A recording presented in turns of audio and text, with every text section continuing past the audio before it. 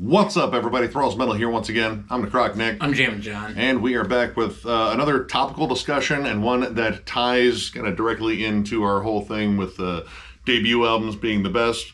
We're going to go kind of the other side of the spectrum here. Now, one of our subscribers and also fellow YouTuber, just another heavy metal maniac, actually did like his own version of this, which we've been kind of like toying with for a little while. Mm-hmm. And his is titled 10 Bands Whose Debut is Their Worst Album. And that is kind of what we're doing here, though I'm going to say we're going to call this bands whose debuts were arguably a rough or rocky start. Anyway, just another Heavy Metal Maniacs channel is linked down below. Definitely go check it out. I think he's done like a pretty good job with that. He's definitely got some spicy takes in there. I will say that for sure. Yes, he does. We do have at least one bit of overlap on here. But yeah, I've been wanting to do this one just because, I mean, we covered a lot of debuts that were just absolutely killer. Mm-hmm. Tons of which that he has never heard. But that's, you know, a different story. Right. Ha ha ha ha. We're going to get Undecided John back to Jammin' John here soon.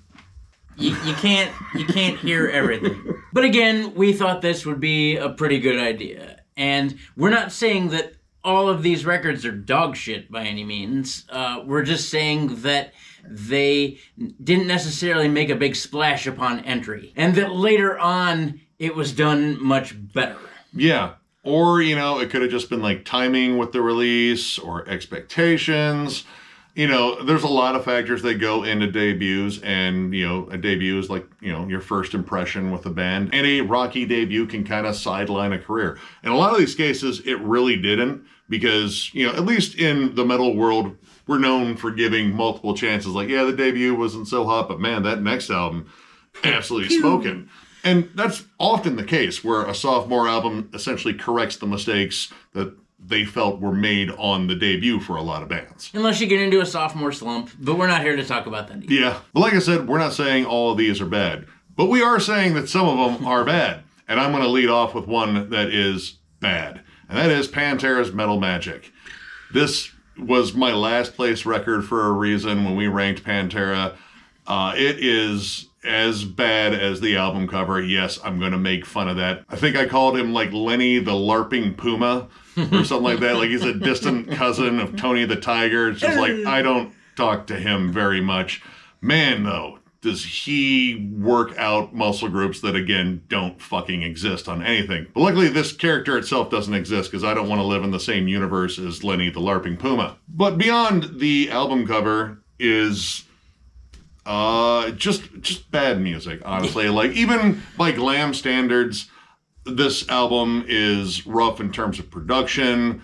Terry Glaze's vocals were not good. The best thing about this is Dimebag Darrell's lead work, which you can hear at a very young age. Like, this kid already has talent. And when you get to Project in the Jungle and Eye on the Night, you really start realizing, dude, this kid's super talented. Yeah.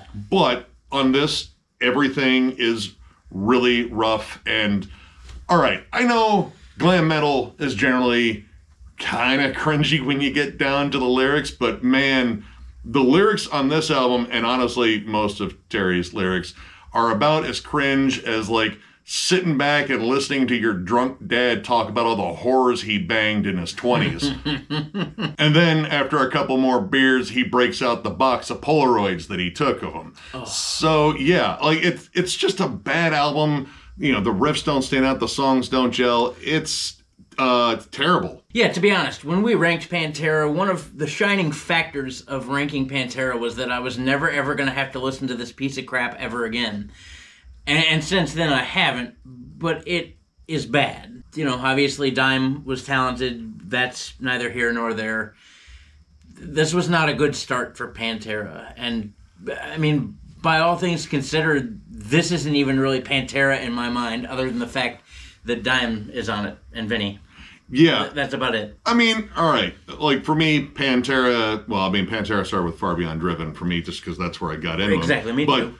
Pantera, the Pantera that I knew started with Cowboys from Hell. I will say I still like power metal. Yep. I think that's a really good album.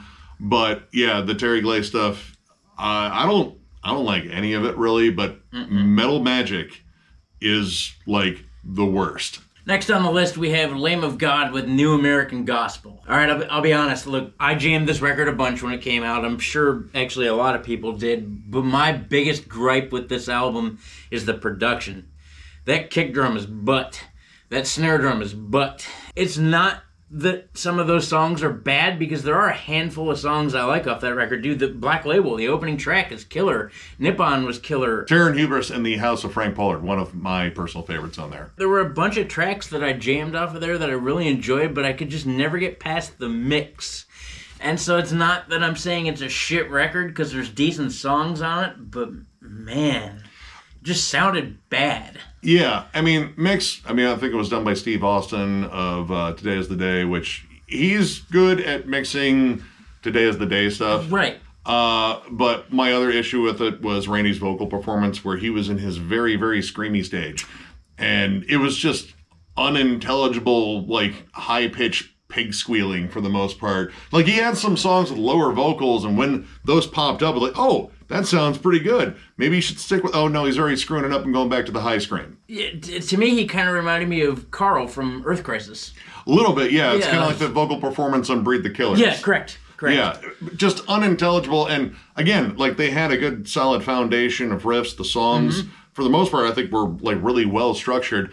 But this debut... I mean, I know it was, like, relatively popular. It put them on the map. But, I mean, by the time they got down to, As the Palace is Burned, like, okay, this is where it's starting to come together. And that album is definitely better, and I would say made a bigger splash overall, because the songs really started sticking out. Randy's vocals became, like, a big center point there. Like, oh, wow, I can understand all of his, like, froggish growling. And to be honest, too, even the mix on As the Palace is Burned wasn't the greatest, but it was certainly better than New American Gospel. And, yeah, that's where I think the songs really started to gel for them, was As the Palace is Burned, and then, by the time you get to Ashes of the Wake, it's, like, perfection. But, so I'm not saying it's a bad album, but it was a rough start. Next up, and this one might be divisive, because I know that this album in this band's discography almost has its own fan base, because it's so wildly different than anything else this band has ever put out. And it is Scorpions' Lonesome Crow.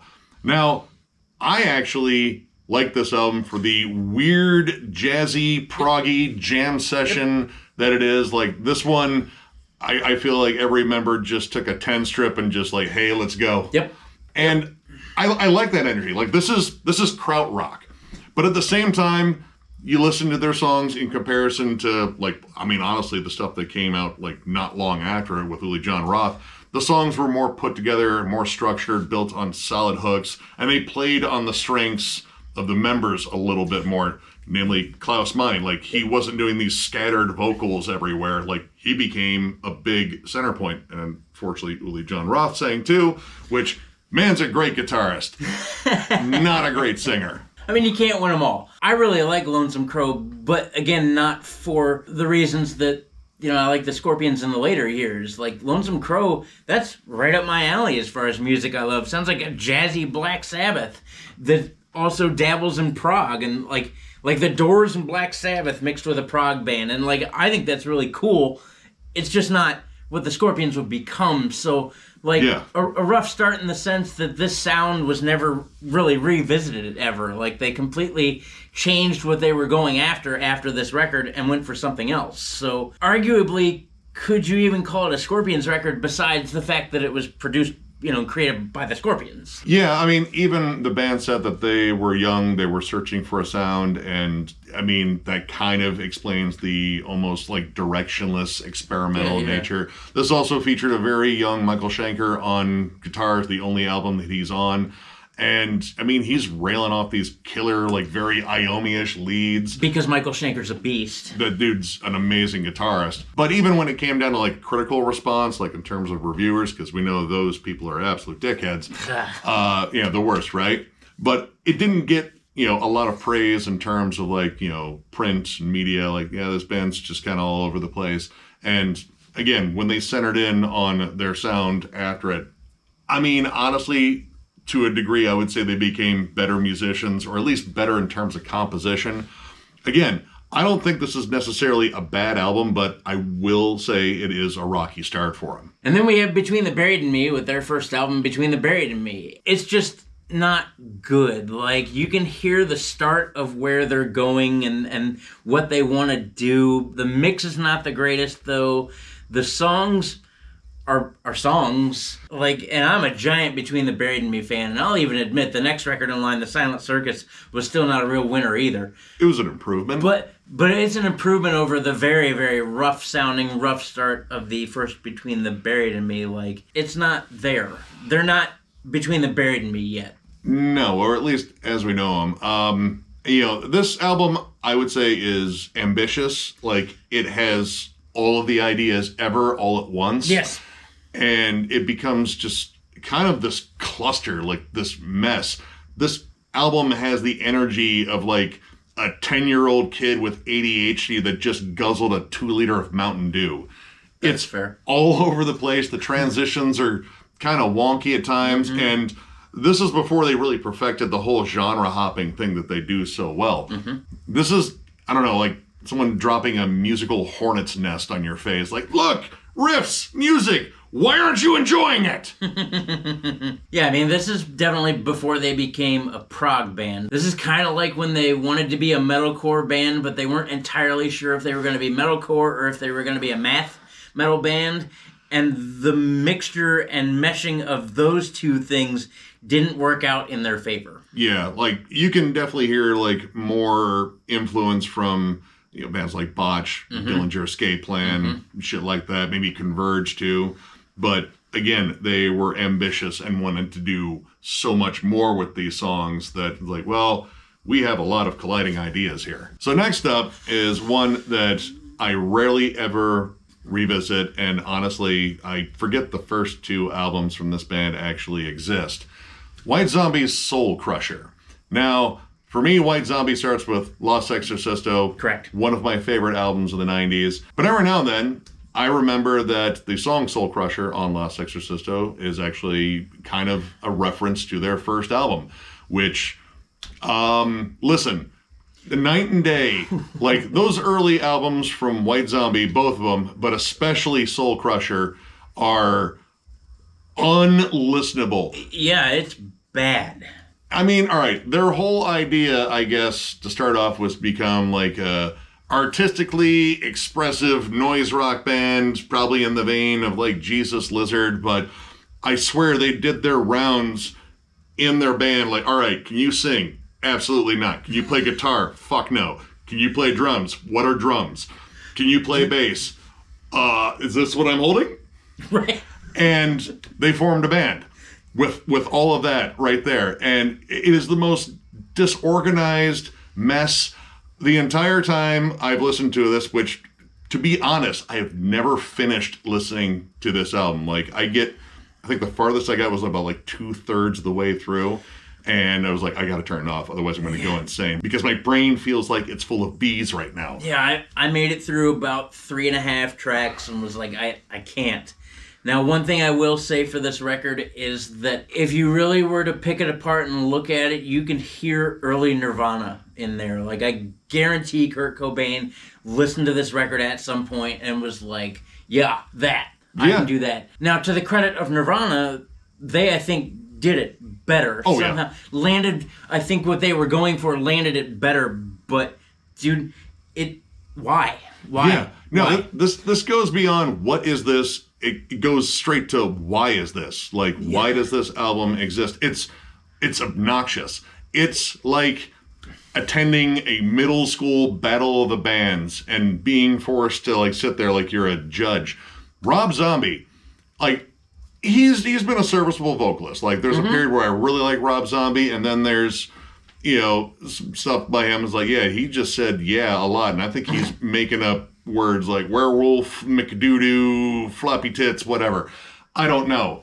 Rob Zombie speaks in tongues in a lot of his songs, and in here, he sounds like a methed out boomhauer from King of the Hill. Like, it's just noises. Yep. And then the music behind it is just noise. It's discordant. There's maybe one time that I could have made out like a partial riff, if you will, But I mean, really, it's just noise and just like screaming, and reminds me actually a lot of the beginning of that Pig Destroyer record, Head Cage. They made it sound like having a mental shit fit, like it was supposed to give you a headache. Like, I feel that's what all of Soul Crusher is. Yeah. Again, like, this is just skippable, and I will flat out say, like, this is just bad. This is just bad. Make Them Die Slowly is at least a bit better. Like, that's where they started to get, like, some of the metal riffs, but it still wasn't very good. And, you know, once they got Jay Younger on guitar, it's like, oh, wow, this guy can write riffs. Right. Man, we might actually be able to make a band out of this. But yeah, my love of White Zombie does not include the first two albums. Nope. So, and it definitely does not include Soul Crusher, unless we're talking about the song on Last Exorcista, which that song's pretty awesome. And then we have an Ohio native band that I've been a fan of pretty much since the beginning. We have Chimaira with Pass Out of Existence. Now, I will openly state that I jammed the shit out of this record. The first time I saw Chimaira was on this record. In fact, I saw them like 3 times on this record, and I love Pass Out of Existence. But I think they did it better later on, and I think that this record, out of most of their records, sans the early EP, which, depending on where you're at with Chimaira, you either like or you don't like. But Pass Out of Existence, I think they just did it better. That doesn't sell out songs like Painting the White to Gray or Severed, which I still really love. Dead Inside is a great song. But, like, it just seemed really, really basic even for these guys. And there wasn't much to the riffing. And it was one of those, like, we can be heavy, check this out. This chugs a lot. And, you know, that's cool. I just think they did it better. I'm not saying this record sucks. I'm just saying it's not the greatest in their catalog. If I was to bring up Chimaira, this is like one of the albums I wouldn't bring up in terms of like what their sound is, because their sound drastically changed with The Impossibility Reason and then self-titled Resurrection. Like, that 3-album run, absolutely awesome. This one, I think it's also kind of a victim of when it dropped. This came out in 2001, and this comes at like pretty much the death knell of nu metal at the time, the birth of, you know, metalcore, modern American metal, as they were calling it, like bands like Lamb of God and such. And it was stuck between both worlds. Like, you have stuff that is 100% more nu metal related, like, you know, Painting the White to Gray. I love all the riffs in there. It's savage, syncopated breakdowns, but there are rapped vocals on there. There's almost kind of like, you know, rapped vocals on Dead Inside. The grooves and the riffs, they kind of alternate back and forth between, hey, we love Fear Factory, to, hey, we still kind of like Korn. Guitar tone is almost kind of in between the two as well. Guitar tone is thin and kind of just there. And the fact that all these styles just kind of bounced back and forth on this album, it gave the album a really uneven feel. Like, there was kind of a lack of cohesion when it came down to ideas. And I believe a lot of these songs were written by one of their old guitarists, Jason Hager, who definitely went for more of like a groove metal, nu metal sort of sound. And the other guitarist, Rob Arnold, definitely had more of a pedigree in like death metal, thrash metal, and such. So there's a lot of colliding ideas, and Jason Hager ended up leaving the band. Matt DeVries came in. He and Rob meshed really well, apparently. And yeah, the band drastically changed their sound. And I think this album is good. It's just, again, uneven. It's kind of directionless. You're kind of wondering where they're going to go after this. And even the band said, like, yeah, we were just kind of like lost on this one and still trying to figure out our sound. And again, the pressures of a major label debut. And, you know, it was on Roadrunner at the time, which Roadrunner was, I think, still independent at that time, but it was still like a big label. So, yeah, you know, it's kind of a mixed bag, but, you know, it's still got its moments. Next up, Texas thrash metal band that honestly I feel like should have got more recognition with their last 2 albums, but sadly they kind of remain more obscure and underground. We're going to talk about Devastation and their debut album, Violent Termination. I love the other 2 albums, Signs of Life and Idolatry. In fact, Idolatry is a flat-out banger, and I use that as an example of how thrash started getting heavier in the 90s and almost kind of ushering in death metal in a way, because you listen to that album, there are heavy death metal tremolos on it. That album is absolutely fantastic, start to finish. And I got Signs of Life not too long after I got that one. And while we were at MDF in 2022, I saw that they had a copy of their debut and was like, hey, that's the only one I'm missing. And I listened to it, and it's awful. Like, to the point where it almost sounds like a completely different band on the other two albums. So props to them for improving, because that debut came out in 87 and then Signs of Life came out in 89. And oh my God, they must have like just got to work, because everything about that album was so much better. The production on this debut is really bad. And the vocals, man, I don't think you can get any more bored than that dude.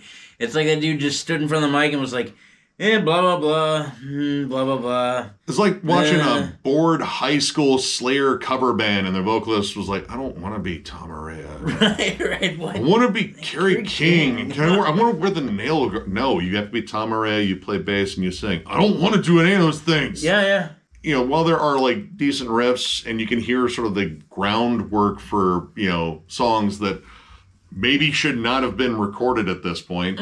This album just has like so many issues with it. You know, like if you just broke it down to the production across the board is just bad. Like the guitar tone is very thin and listless. And when it comes down to leads, they just sound sloppily thrown together. Like there's no accounting for phrasing.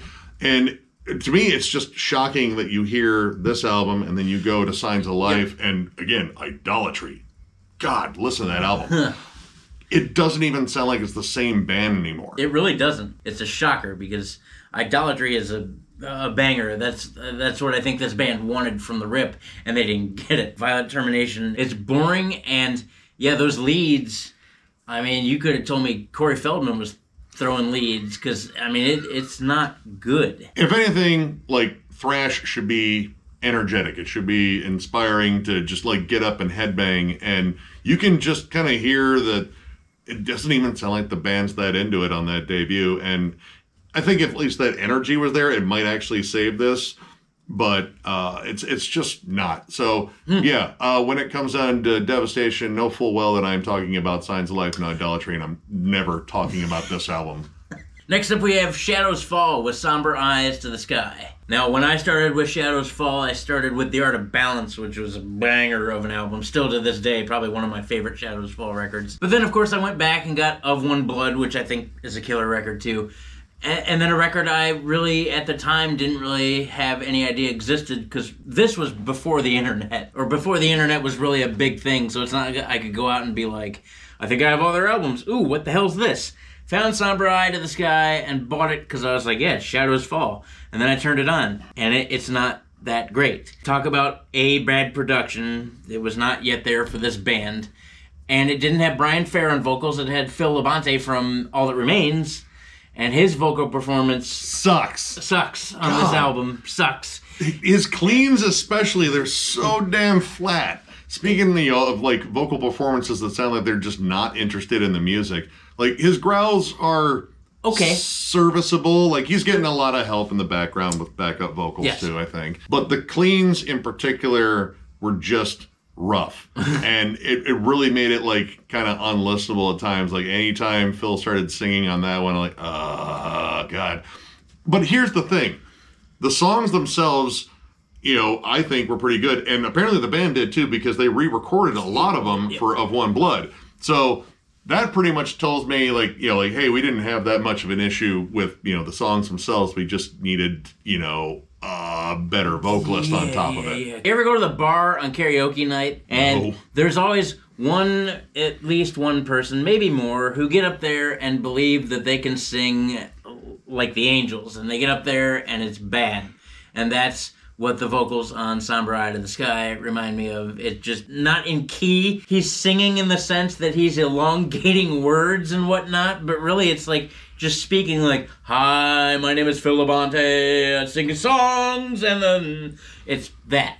And it's not good. And I'm not saying Phil Labonte is a horrible vocalist either, because listen to All That Remains with Fall of Ideals, that record is killer. Yeah. But this was not a good start for him, nor was it a good start for Shadows Fall.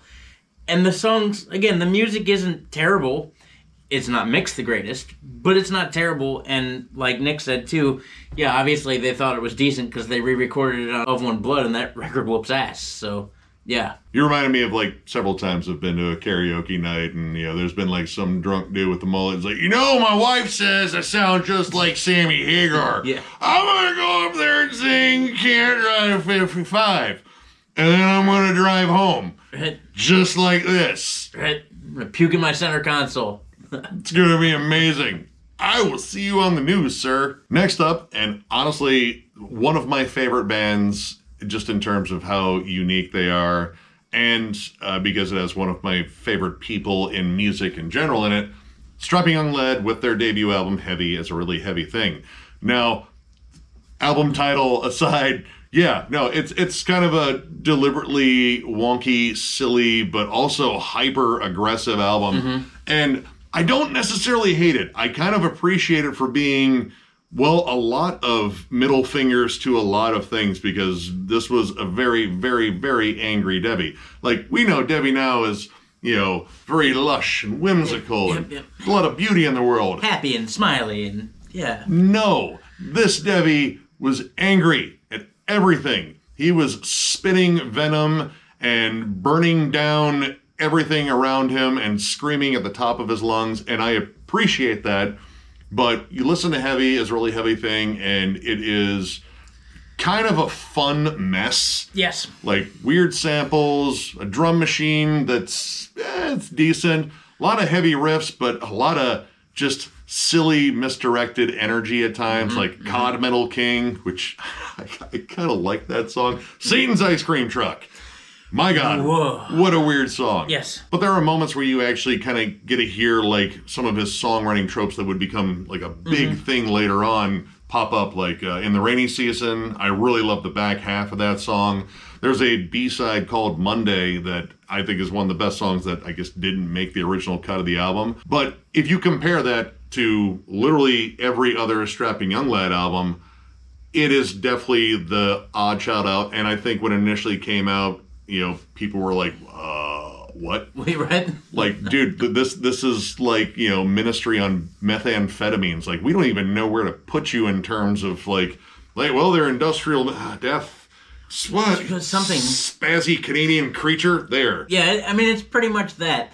I wasn't overly familiar with this record. Surprise, surprise. It happens from time to time. Whatever. Another debut he's missed. Yeah, right. But, I mean, it is notably different from anything else. And I think it's odd how this record was heavy, but not almost in a listenable sense. Like, it's really, really, really weird. And Debbie's a really weird character anyway, and that's one of the things I love about Debbie. But, like, this just seems kind of disjointed and angry and weird and not really anything else that is on the plate of this man. Yeah, this album needs medication. But again, it's still relatively entertaining, and you can hear the groundwork being laid for what would be to come, which is City, which is a angry, vicious masterpiece. This is before he even had Gene Hoglan and Byron Stroud in the band. Like, this was just him and Jed Simon just like, do you want to write angry music? Okay, let's do that. And for that, I think it's an all right album, but it is a rocky start. Next up, we have The Haunted with The Haunted. Now, as you know, The Haunted was comprised of members from At the Gates after At the Gates disbanded. And so, of course, they reformed as The Haunted, and everyone was super excited, thinking that former members of At the Gates were now in a new band, and here you go. But this record was notably different than At the Gates and mostly thrashy. And you had a thrash record come out in a time where thrash was not really a thing again. Like, you didn't have the resurgence yet. 1998 was more close to the peak of the nu metal scene and the exiting of, well, things like At the Gates. So, you had everybody excited for that, and this record came out as a thrash album that nobody was really ready for. And I'll admit, there are great songs on this record. Hate Song, In Vain, Undead, the last track, Forensic, which is a dark, pretty dark, sick song, especially with the nihilistic speech that appears in that song. Peter Dolving had some opinions on humanity. None of them seemed to be good. So, I mean, the record, it's not bad. It just wasn't what The Haunted became. Because when I really, really, really got into The Haunted, it was with Made Me Do It and One Kill Wonder, which are both amazing fucking records. I think timing is kind of a big thing, that, and expectation versus reality. People wanted to hear probably a continuation of At the Gates because they left off with arguably their best album. I mean, Slaughter the Soul. It's an absolute badass. But leaving off on a high point, while it's, awesome, it kind of sets up expectations if those band members kind of do a project afterwards. And this involved Adrian Erlandson on drums, both of the twins, Anders and Jonas. And yeah, you have an expectation kind of set up there. And then hearing it, well, I mean, it is just kind of a thrash album. Like, there's definitely some melodeath moments. Like, I would say, like, namely in Vain. And Vain has a lot of melodeath to it. But, production was definitely more thrash-oriented. The guitars kind of sounded a little bit thin. Mm-hmm. It didn't come out and, make the statement that I'm sure they wanted to. That and, not long after that, a couple of the members exited. Peter Doling left and Adrian Erlandson left. I believe he went on to do, was it Cradle of Filth? Gotta hope not. And again, coming out in 1998 at a time where thrash metal was not doing well. Hell, even death metal wasn't doing that well either. Yeah. If it had come out maybe like 4 years later when Evil and Municipal Waste, and, bands like that had definitely kind of got thrash going again, maybe it would have had more of a chance. But the fact that they changed their style on the next album pretty much told me that, they didn't get off to the best start. Like, they didn't get the sound that they exactly wanted. And they brought back the melodeath sound, but mixed it in with that thrash. Mm-hmm. And that's what makes the Haunted kind of stand apart a bit in the whole melodeath circuit there, because they are kind of a more thrashy band, but there's 100% still some melodeath in there. But they're vicious about it. And that vicious nature just wasn't quite there yet. Next up, another favorite band of mine, though I do kind of ignore this debut. And, I mean, it's probably my least favorite. Faith No More with their debut, We Care a Lot. All right. Faith No More's whole thing was being different, being odd, being eclectic, blending styles. And they did it to perfection later on. The first two albums, Introduce Yourself To included, while I think that's a better album, are definitely more, like stream of consciousness albums where the songs don't necessarily seem like they are, gelled together very well. You have really solid individual performances on there. I mean, Jim Martin's, he's got riffs, 100%. Billy Gould, fantastic bassist. Roddy Bottum, amazing keyboards. Yep. Great stuff. But this was the era with Chuck Mosley on vocals. And Chuck Mosley is an acquired taste. Like, I don't want to, knock him too bad, just because, he did die fairly recently. God, that might be like almost 10 years ago. But he was a very strange frontman, especially when it came down to his vocal delivery. It was rhythmically very odd, and I will say, at least on this debut for sure, mixed amongst the rough production, he seemed like he had difficulty staying in key. So the songs didn't land like the big hooks that I think they really wanted. Like the song We Care a Lot, which they ended up re-recording and putting on Introduce Yourself. Yeah. It's, kind of a fun novelty jam. Like, everyone likes that funky little bass lick in there. And there's some fun riffs on it. But, his vocals always felt a little bit off, like he was doing more talking rather than singing. And then when he did sing, you'd rather he kind of went back to talking. And, if you compare it to the rest of Faith No More's career, namely when Mike Patton joined the band, that's kind of the launching point, really. Like, those first two albums, again, I don't think they're necessarily bad, but they're kind of aimless, directionless, and they hadn't really found that it factor yet. And that it factor was Mike Patton. 100%. And he asked the question, what is it? And I guess the answer was Mike Patton. To be honest, really the only track I really like off of this album is the title track. It just, and even then, it's not the greatest love. My introduction to Faith No More was when Mike Patton joined the band, and I haven't paid these records, at least the first two, a whole lot of attention. I've listened to them, I know they exist, but it's not the Faith No More that I know and love. Yeah, I like certain songs, like As the Worm Turns. I do like that song, but Faith No More re-recorded it with Mike Patton on vocals, and dude, this sounds, it sounds better now. Way better. It sounds better now. So yeah, off to a rocky start, but their cleverness was still there. Like, the foundation again was still there. It just hadn't quite gelled yet, and again, Mike Patton kind of just brought it all together. because, yeah, eventually they would write Angel Dust, which I see as one of the greatest albums of the 90s. And King for a Day, Fool for a Lifetime, which I too. equally on the same page also believe to be one of the greatest albums of the 90s. But yeah, wasn't quite there yet. And then the last one here, and this one might be debatable with fans, but for me, it is kind of a, I wouldn't say like failure to launch, but again, another album where when you think about this band, you don't think about this album. And we're going to talk about Kyuss's Wretch. This one is probably the most different album in their short but awesome discography. You don't really get that full-on stoner rock, desert rock vibe with this album. It is almost more like desert punk. Sonically, the biggest thing that's missing is the guitar tone. You don't have that giant, fuzzy, droney tone that you hear on Blues the Red Sun and Welcome to Sky Valley. Two albums which I absolutely adore and were probably some of my biggest gateways into stoner metal, and like Fu Manchu stuff. But this is a more, I don't know, like kind of squawky rock sound. And you have John Garcia's vocals on top of that, you know, on these more upbeat songs. And he's got, like, again, this kind of raspy, bluesy, crooning, like, he's got a unique vocal style where I can pick him out instantly. Like, I 100% know when John Garcia is on a track. And honestly, when I talk to Kyuss fans, you know, you don't really hear them bring up this album. Like, yeah, you know, the first album was, yeah, you know, it's very energetic. It's very fast. Not what I look for in stoner metal. Right, yeah. When I look for stoner metal, I look for stony songs, because that's the definition of stoner metal. And this, the whole just kind of like punk vibe to it, just I was really like, meh.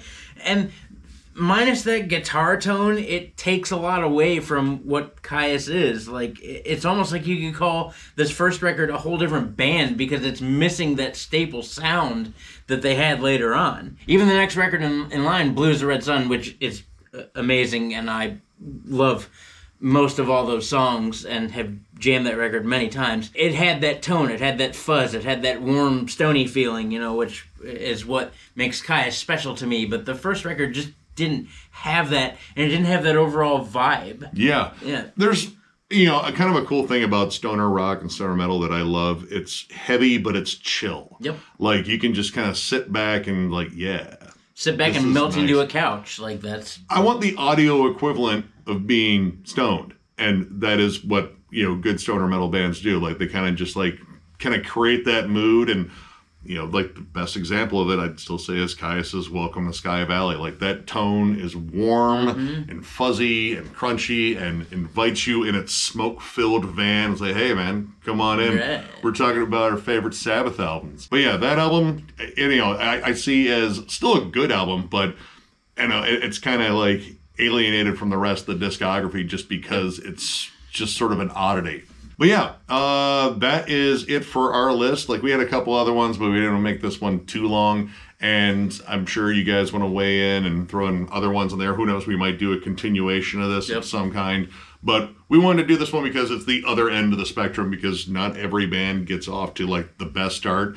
And there are litany of reasons as to why that is, which, I mean, some of these bands, well, I mean, it was just bad.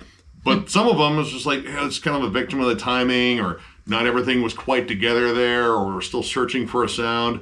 Talented musicians getting together doesn't always equal a great album. Correct. But yeah, we definitely want to do some more discussions like this because these are fun to talk about. And I don't know what the next one's going to be, but who knows? We'll probably think of something. We're definitely going to continue on with at least a couple of these. Yeah, these discussion topics have been a real big thing, and we're thankful that you guys enjoy them as much as you do. They're fun for us, they're fun for you, and they act as a great filler when bands don't release a lot of albums that week. So if you enjoyed this video, give it a thumbs up, and if you are new to the channel, subscribe, because we do stuff like this all the time. We are also on Patreon. If you'd like to help us out there, there's a link down below, thrallsmetal.com. Our Patreon link is there. It is also on our channel up in the banner in the bottom right-hand corner. But if you're looking for Thralls Metal stuff, you have to go to thrallsmetal.com. We have t-shirts, both old and new. The old ones are discounted, provided we have your size. And we even have hats, too. So if you're looking for any of that stuff, click the link down below.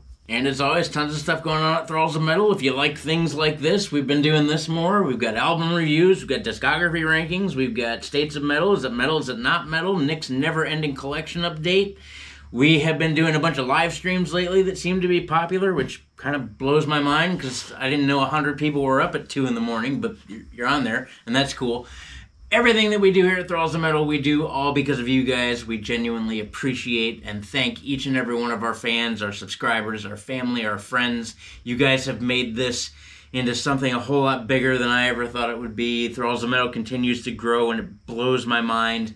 We couldn't do it without you guys. Thank you. Yeah, you guys absolutely roll, and of course, more content coming your way in the future. So one more big thank you because of all your rulage, and we will catch you later.